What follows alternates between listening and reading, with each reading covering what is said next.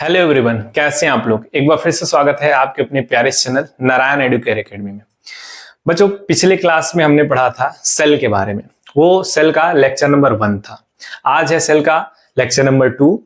मैं lecture start करने से पहले आपको बता दूं, जो भी बच्चे लेक्चर नंबर 1 नहीं देखे हैं, मैं डिस्क्रिप्शन में लिंक दे दूंगा, उसको जरूर देख लीजिएगा अगर आपको ये लेक्चर और अच्छे से समझना है तो वीडियो को स्टार्ट करते हैं।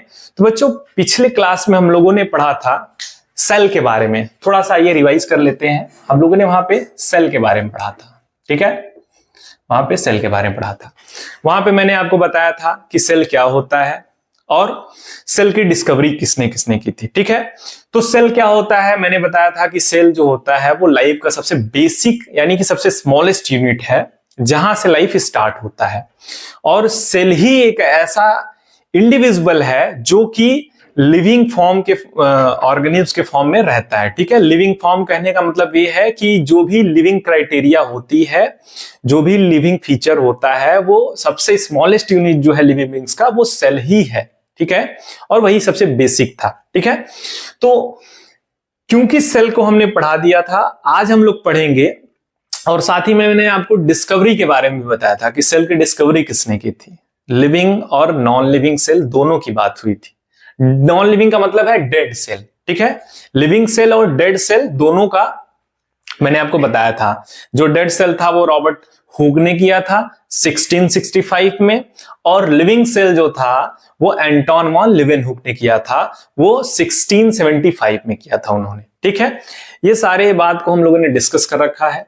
आज जो हम आपको पढ़ाएंगे वो पढ़ाएंगे कैरेक्टरिस्टिक फीचर ऑफ सेल, यानी सेल की सबसे बेसिक फीचर क्या है, किसे हम सेल कहेंगे, क्या इसको हम सेल कहेंगे, ठीक है। या कुछ भी हमें दिखता है लिविंग, क्या उसको हम सेल कहेंगे, क्यों कहेंगे, क्यों नहीं कहेंगे, और क्या बेसिक उसका फीचर है, उसी के बारे में हम लोग आज बात करेंगे। और साथ ही साथ बहुत ही इंपॉर्टेंट टॉपिक है types of cell. Types of cell बच्चों को हमेशा कंफ्यूज रहता है। मैंने फर्स्ट लेक्चर में ही आपको बताया था कि टाइप्स ऑफ सेल में यूनिसेलर, मल्टीसेलर, प्रोकैरियोट, यूकैरियोट कैसे क्या होता है, वो सभी इसी लेक्चर में मैं आपको बताऊंगा। लेकिन आपको वीडियो को अंत तक देखना होगा, ठीक है। देखिए, आज हम लोग, जैसा कि मैंने आपको बताया कि सेल जो होता है वो बेसिक स्ट्रक्चरल और फंक्शनल यूनिट ऑफ लाइफ होता है, ठीक है। आज जो हम बात करने जा रहे हैं वो है characteristic feature of cell. Characteristic feature, characteristic feature, features of cell. Cell का जो कैरेक्टरिस्टिक फीचर है, यानी हम कैसे कहेंगे कि ये सेल है, ठीक है। जैसे आपको मैं बता दूं कि ये मार्कर है। जैसे हम आपसे पूछे कि ये क्या है, तो आप कहेंगे मार्कर। कैसे आप कह रहे हैं कि ये मार्कर है, ठीक है। अगर मैं इसको ढक्कन बंद कर दूं, हो सकता हो इसके नीचे पेंसिल हो। क्यों कह रहे हैं, क्योंकि इसका बनावट जो है हमने देखा है, जितने भी मार्कर देखे कुछ इस तरीके का दिखता है, ठीक है। मोबाइल क्यों मोबाइल है, क्योंकि वो मोबाइल की तरह जो भी हमें बताया गया कि मोबाइल कैसा होता है वैसा दिखता है। तो आज मैं बताने वाला हूं कि क्यों हम सेल को सेल कहते हैं, उसका फीचर क्या है, कैसे हम आइडेंटिफाई करेंगे कि वो सेल ही है। तो देखिए क्या है। देखिए बच्चों, आपको मैं बताऊं कि सेल जो है, ठीक है, सेल को पहचानने के लिए 3 चीजें बहुत आवश्यक है। 3 चीजें बहुत ही महत्वपूर्ण है सेल का, वही कैरेक्टरिस्टिक फीचर है। पहला जो है मैंने आपको बताया था कि हाइड्रोफोबिक नेचर किसमें पाया जा रहा था, सेल मेम्ब्रेन में। यानी सबसे पहले उसका आउटर बाउंड्री होना चाहिए, ठीक है, एक दायरा होना चाहिए। तभी तो सेल का एक दायरा है। तभी तो मैंने बताया था कि वाटर में जो लाइफ इवॉल्व हुआ था, जो सेल बना था, वो सेल मेम्ब्रेन था, लिपिड नेचर का था, यानी वो वाटर रिपेलिंग था, हाइड्रोफोबिक नेचर, ठीक है। लिपिड यानी हाइड्रोफोबिक, ठीक है। तो पहला क्या होना चाहिए, उसके पास सेल मेम्ब्रेन होना चाहिए। क्या होना चाहिए बच्चों, सेल मेम्ब्रेन। पहला सेल मेम्ब्रेन। दूसरी बात क्या है बच्चों, सेल मेम्ब्रेन के साथ साथ उसमें कुछ फ्लूइड भरा होता है, उसमें फ्लूइड भरा होता है जिसको हम लोग कहते हैं साइटोप्लाज्म। साइटोप्लाज्म यानी पहला सेल मेम्ब्रेन, साइटोप्लाज्म, और तीसरा जो है बहुत ही महत्वपूर्ण है बच्चों, वो होता है उसका डीएनए। डीएनए यानी जेनेटिक मटेरियल, ठीक है। अब देखिए, यानी कोई भी सेल है, अगर आपसे पूछे कि ये क्या है तो आप कहेंगे कि ये सेल है कि सेल नहीं है, उसको आपको यही 3 क्राइटेरिया में रख के चेक करना है। आप जैसे मान लीजिए कि मैंने एक स्ट्रक्चर बनाया, मान लीजिए ये है, ठीक है, ये स्ट्रक्चर है और एक ये स्ट्रक्चर है, ठीक है, एक ये स्ट्रक्चर है, एक ये स्ट्रक्चर है। इसमें मैंने क्या कर दिया, मान लीजिए ये बना दिया, ठीक है, उसके बाद ये कर दिया। अब आपसे मैं पूछूं कि सेल कौन सा सेलुलर है, कौन सा नॉन सेलुलर यानी असेलुलर है, ठीक है, किसमें सेल पाया जा रहा है, किसमें सेल नहीं पाया जा रहा है। तो आप देख सकते हैं कि सेल मेम्ब्रेन कुछ ऐसा होता होगा जो आउटर बाउंड्री है। तो भाई इसमें सेल मेम्ब्रेन दिख रहा है, मैंने यहां कहा साइटोप्लाज्म, तो इसमें साइटोप्लाज्म भी दिख रहा है, ठीक है, बीच में जो फ्लूइड है वो साइटोप्लाज्म है, ठीक है। और डीएनए है, डीएनए का मतलब है क्रोमेटिन थ्रेड या क्रोमेटिन फाइबर, ठीक है। अब इसमें जो है, अब ये यूकैरियोटिक सेल है कि प्रोकैरियोटिक सेल है, ये हम लोग आगे वीडियो में ही देखेंगे, ठीक है, बने रहिए वीडियो के अंत तक। तो देखिए बच्चों, इसमें और इसमें कुछ डिफरेंस आपको दिख रहा होगा, क्या डिफरेंस है वो आप खुद ही पता कर लेंगे। तो देखिए, इसमें सेल मेम्ब्रेन है, इसमें कुछ ऐसा दिख नहीं रहा है। अमूमन जो सेल होते हैं वो एक तरीके से इस शेप में होते हैं, राउंड स्फेरिकल शेप में होते हैं, ठीक है। तो ऐसा तो यहां पे है नहीं, ठीक है, यहां पे ये ऐसा तो है नहीं, कुछ अजीब दिख रहा हो।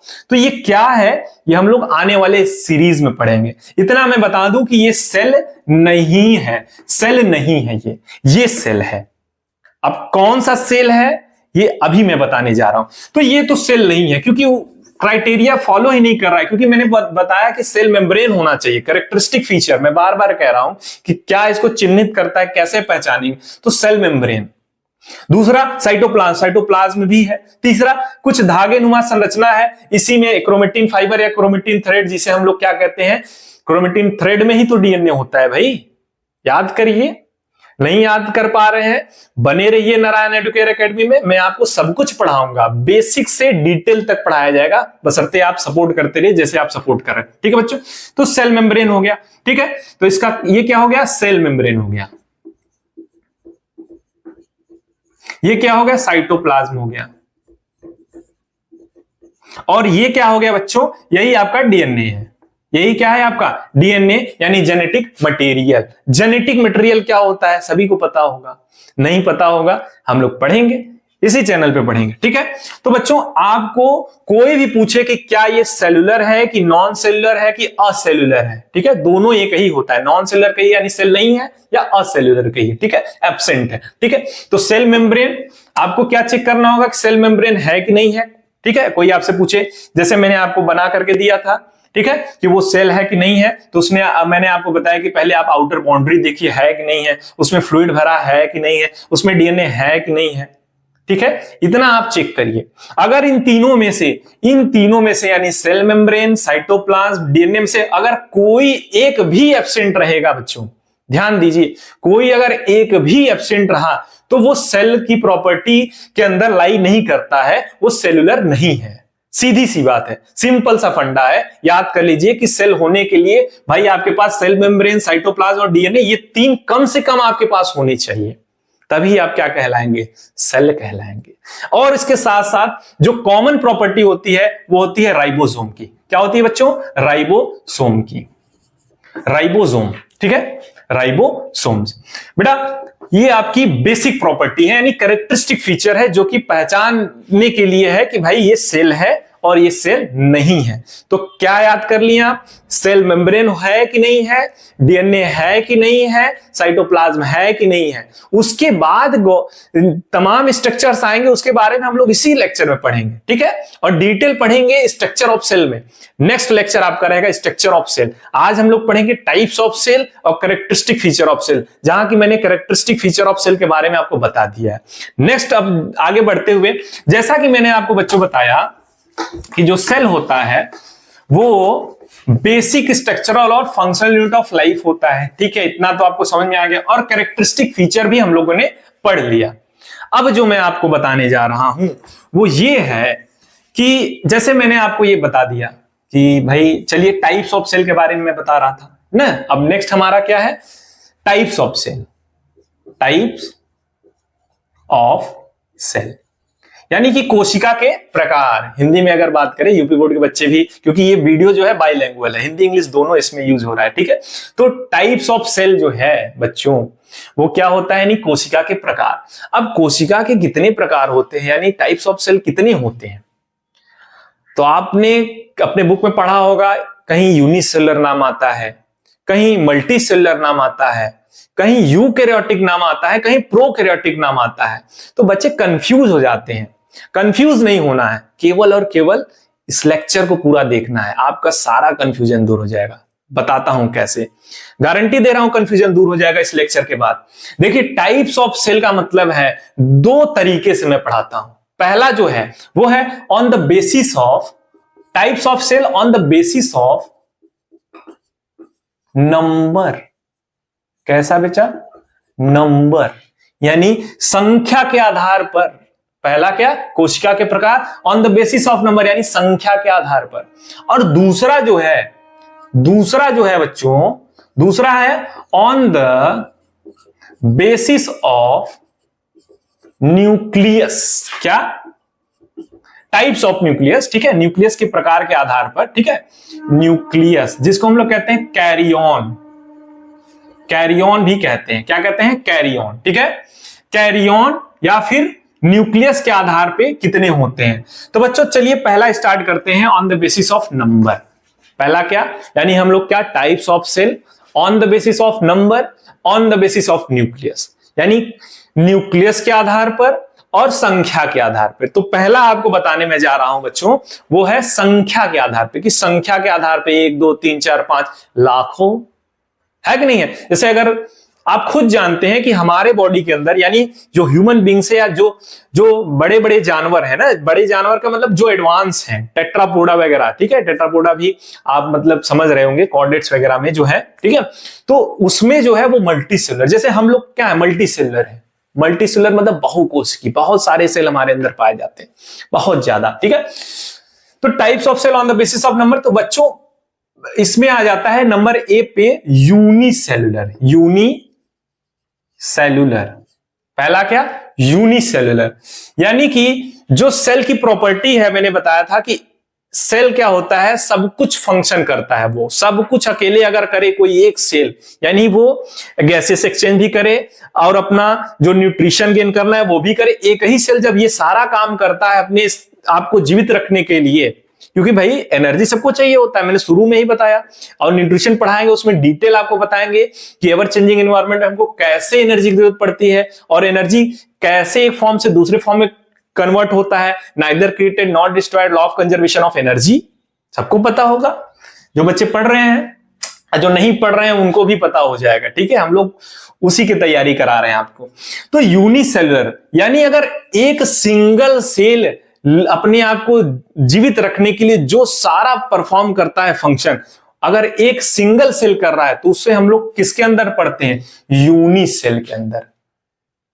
ध्यान दीजिएगा, यूनिसेलुलर में सभी जो आपके बैक्टीरिया हैं, जैसे बीजीए है, ब्लू ग्रीन एल्गी हो गया, ये जो हैं, ये आपके यूनिसेलुलर में आ जाएंगे, ठीक है। बीजी हो गया, ठीक है।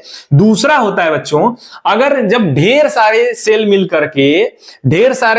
करके जब किसी कार्य को कर रहे हैं, तो वो कहलाता है मल्टीसेलुलर, यानी जिसमें ऑर्गन सिस्टम, टिश्यू, ये सारी चीजें आ गई। आपको मैंने बताया था, नहीं बताया था तो देख लीजिए। देखिए होता क्या है कि मल्टीसेलुलर जो मल्टीसेलुलर बच्चों, इनमें क्या है, मोर देन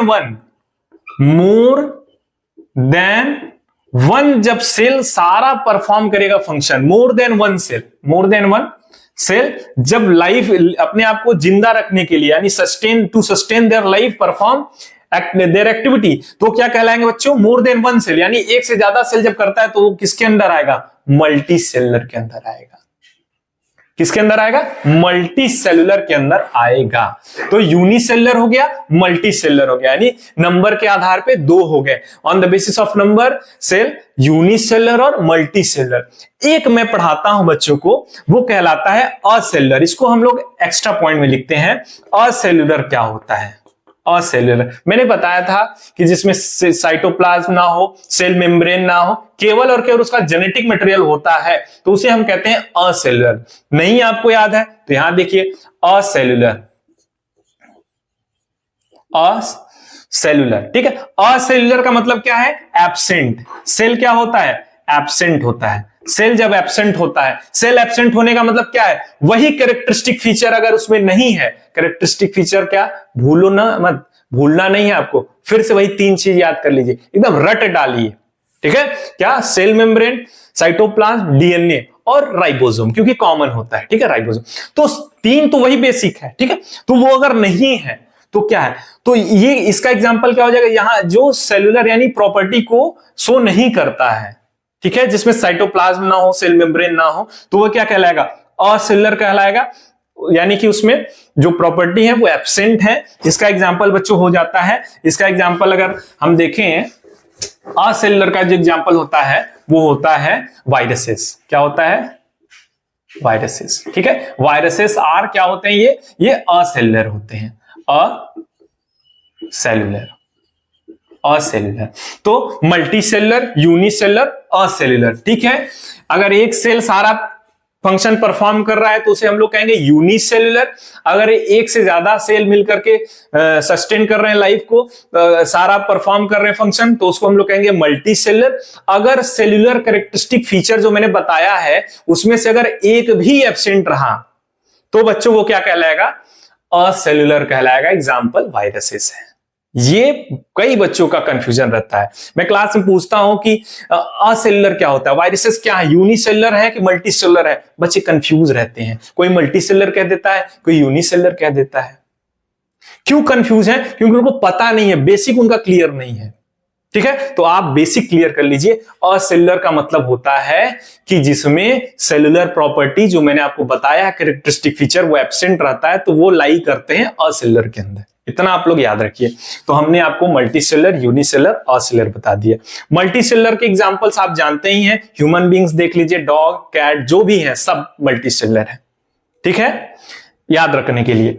अब हम लोग आते हैं, जैसा कि मैंने आपको बताया, on the basis of nucleus. दूसरा पॉइंट मैंने आपको बताया था कि types of cell on the basis of nucleus, ठीक है। उसको बताने से पहले मैं आपको एक चीज और बताना चाहता हूं कि हम लोग मल्टीसेलुलर कैसे हैं। तो देखिएगा, एक छोटा सा चार्ट है कि जो सेल होता है जब वो कंबाइन करता है तो बच्चों वो बनाता है टिश्यू। क्या बनाता है? टिश्यू बनाता है। सेल से जब ग्रुप ऑफ सेल कंबाइन करते हैं, सिमिलर फंक्शन परफॉर्म करते हैं, तो वो बनाता है टिश्यू। क्या बनता है? टिश्यू बनता है। सेल से टिश्यू, टिश्यू से बच्चों बनता है ऑर्गन। क्या बनता है? ऑर्गन, ऑर्गन, याद रखिए। सेल से टिश्यू, टिश्यू से ऑर्गन, ऑर्गन से बच्चों बनता है ऑर्गन सिस्टम। क्या बनता है? Organ system. अब बच्चों ऑर्गन सिस्टम से बनता है बॉडी या ऑर्गेनिज्म, बॉडी या फिर ऑर्गेनिज्म, ठीक है, याद रखिए। तो देखिए सेल कहां से, अगर एक सेल है तो वो मैंने कहा था वो होता है यूनिसेलुलर। क्या होता है? यूनिसेलुलर होता है। एक सेल सब कुछ करे, रेस्पिरेशन भी करे यानी गैसियस एक्सचेंज भी करे, अपना फूड भी, एक्सक्रीशन, सब कुछ अगर सिंगल सेल, एक ही सेल कर रहा है तो क्या कहलाएगा?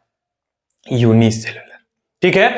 अगर एक से ज्यादा सेल मिलकर के कार्य कर रहे हैं सब कुछ, जैसे अपना एग्जांपल लो भाई, अपने अंदर क्या है? बहुत सारे सेल हैं, ठीक है, और सबका फंक्शन अलग अलग है। क्यों? क्योंकि हमारे अंदर क्या है? ऑर्गन सिस्टम है। अब आप कहेंगे ऑर्गन सिस्टम कैसे है? ये मैं आपको आने वाले लेक्चर में पढ़ाऊंगा, लेकिन यहां पे थोड़ा सा बता देता हूं। जैसे रेस्पिरेटरी सिस्टम, रेस्पिरेटरी सिस्टम में क्या है? कई सारे ऑर्गन मिलकर के काम करते हैं। डाइजेस्टिव सिस्टम, डाइजेस्टिव सिस्टम में क्या है? कई सारे ऑर्गन मिलकर के काम करते हैं। ऐसे ही कई सारे सिस्टम जब आपस में मिलकर के काम करते हैं, ऑर्गन जब, तो बनाता है ऑर्गन सिस्टम। और ऐसे ही कई सारे ऑर्गन सिस्टम से मिलकर के बनता है बॉडी। जैसे हमारे अंदर क्या है? Respiratory system, digestive system, reproductive system, excretory system, nervous system, endocrine system, सब कुछ सिस्टम है कि नहीं है? तो कई सारे सिस्टम मिलकर के हमारी बॉडी बनाते हैं, यानी ऑर्गेनिज्म बनाती है। यस और नो? ठीक है, आगे हम लोग बढ़ते हैं। तो सेल से टिश्यू, टिश्यू से ऑर्गन, ऑर्गन से ऑर्गन सिस्टम, ऑर्गन सिस्टम से बॉडी यानी ऑर्गेनिज्म। ये है आपका चार्ट जो आपको हमेशा याद रहना चाहिए। और मैं बता दूं एक पते की बात आपको बच्चों कि बायोलॉजी जो है, जो आप क्लास 8 में पढ़ रहे हैं या 9, 10, 11, 12 में, वही आपको आगे भी पढ़ना होगा। इसलिए बेसिक क्लियर करते हुए, सेल यहां भी है, तो ये नहीं कि अगर आप एमबीबीएस कर रहे हैं या फिर आप एमएससी बीएससी कर रहे हैं, ग्रेजुएशन कर रहे हैं, तो उसमें आपका सेल अलग हो जाएगा। और यहीं पे मैं आपको बताता हूं, कई सारे यूपी बोर्ड के बच्चों के लिए, ध्यान से सुनिएगा, यूपी बोर्ड के बच्चे डिमोटिवेट हो जाते हैं यहीं पर कि वो इंग्लिश हिंदी में फंस जाते हैं। वो कहते हैं कि हम यूपी बोर्ड से पढ़े हैं, हमारा इंग्लिश कमजोर है। ऐसा कुछ नहीं होता। आपको केवल एक बार मेहनत करना है, यानी कम से कम 500 से 600 मीनिंग पूरे साइंस का याद कर लीजिए, आपका जो हिंदी इंग्लिश का प्रॉब्लम है सब दूर हो जाएगा। ये बात याद रखिए, ठीक है? क्योंकि मैं बताता हूं, बच्चे करते हो उनको फायदा मिलता है, इसलिए मैं आपको भी बता रहा हूं, जो यूपी बोर्ड के बच्चे भी देख रहे हैं तो, ठीक है? अब इधर देखिए बच्चों, सेल से टिश्यू, ये चार्ट आप हमेशा याद रखिए। अब हम लोग आगे बढ़ते हैं, जिसकी बात मैंने आपसे की थी, ठीक है? वो बात क्या है? वो है दूसरा, यानी on the basis of nucleus. यानी न्यूक्लियस यानी कैरियन के बेसिस पे सेल जो होते हैं बच्चों, दो प्रकार के होते हैं। यहां भी क्या है? दो प्रकार है, पहला और दूसरा, ए और बी। ए क्या है? वो होता है प्रोकैरियोटिक सेल, प्रोकैरियोटिक सेल। और दूसरा है बच्चों यूकैरियोटिक सेल, यूकैरियोटिक सेल। अब प्रोकैरियोट और यूकैरियोटिक सेल में डिफरेंस क्या है?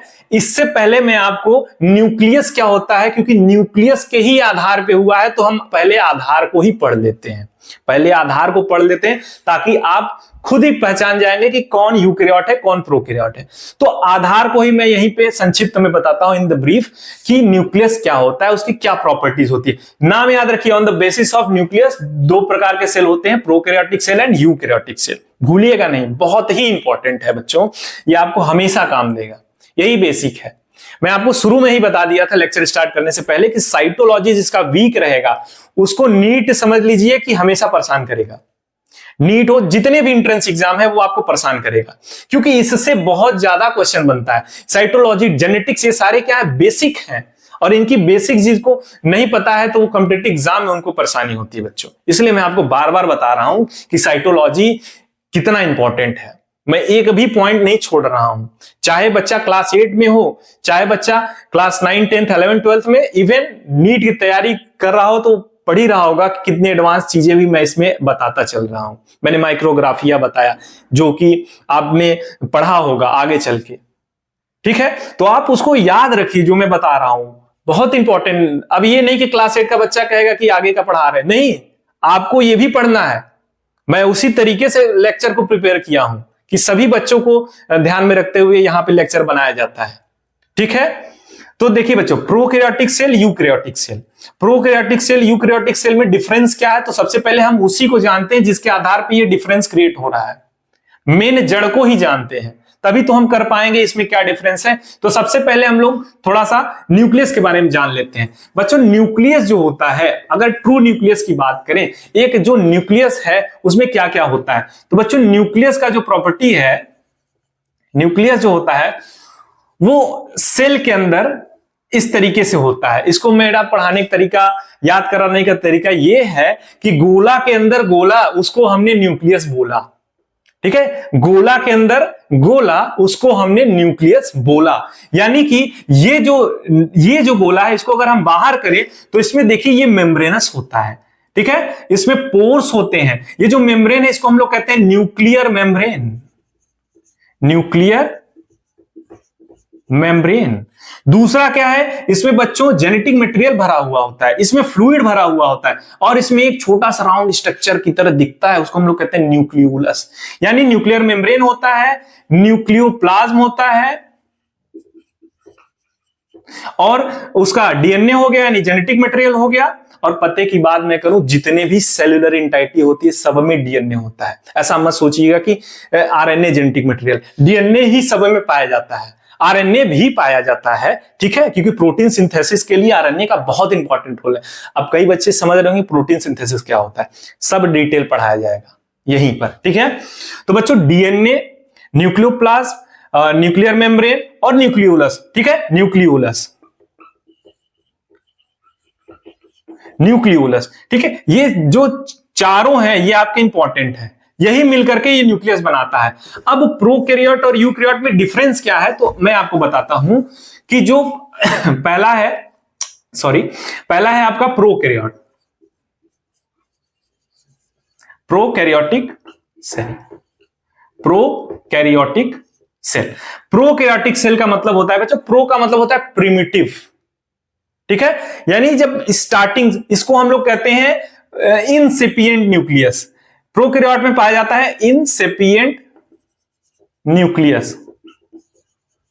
इनसिपिएंट का मतलब होता है बच्चों बिगिनिंग। जैसे अगर आप मान लीजिए कहीं किसी का घर बन रहा होगा, तो बताइए आप सबसे पहले छत बनता है कि पहले पिलर और बाउंड्री बनता है?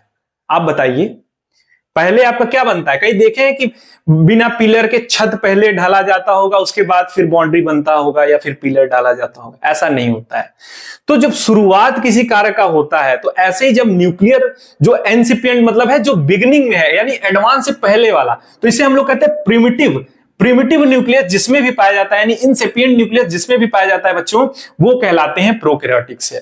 अब होता कैसा है, तो इनसिपिएंट का मतलब है, यानी प्रोकैरियोटिक यानी प्रिमिटिव सेल का मतलब यह है कि उनमें जो अभी मैंने आपको बताया कि न्यूक्लियस में न्यूक्लियर मेम्ब्रेन है, तो न्यूक्लियर मेम्ब्रेन एब्सेंट होता है, न्यूक्लियोप्लाज्म एब्सेंट होता है, उसका डीएनए क्या करता है, सेल में ऐसे ही पड़ा रहता है बिना किसी सर्कुलर बाउंड्री के।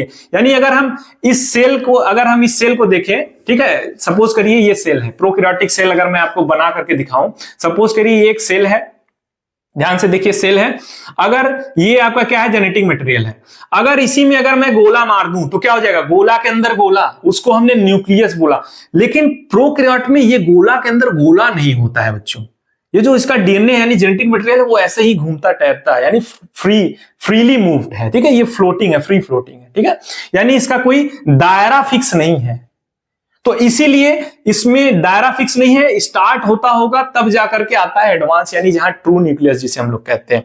तो प्रोकैरियोट में क्या होता है, इनसिपिएंट न्यूक्लियस होता है, और उसमें जो है बच्चों, उसमें आपके लिटिल ऑर्गेनेल्स नहीं पाए जाते हैं, यानी सेल ऑर्गेनेल्स नहीं पाए जाते हैं, ठीक है। तो वो क्या कहलाता है, प्रोकैरियोटिक सेल। तो देखिए प्रोकैरियोटिक सेल क्या होता है, प्रोकैरियोटिक सेल जो होता है बच्चों, उनमें न्यूक्लियर मेम्ब्रेन होता है वो एब्सेंट होता है, यानी न्यूक्लियस का जो स्ट्रक्चर होता है वो वेल डेवलप नहीं होता है, इंसिपिएंट होता है, प्रिमिटिव होता है, इसीलिए हम लोग उसे कहते हैं प्रोकैरियोटिक। क्या कहते हैं, प्रोकैरियोटिक सेल। क्या कहते हैं, ऐसे सेल को हम लोग क्या कहेंगे, प्रोकैरियोटिक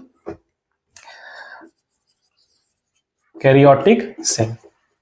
प्रोकैरियोटिक सेल कहते हैं क्योंकि उसमें वो स्ट्रक्चर नहीं पाया जाता है। और दूसरा क्या है बच्चों, दूसरा है आपका यूकैरियोटिक सेल।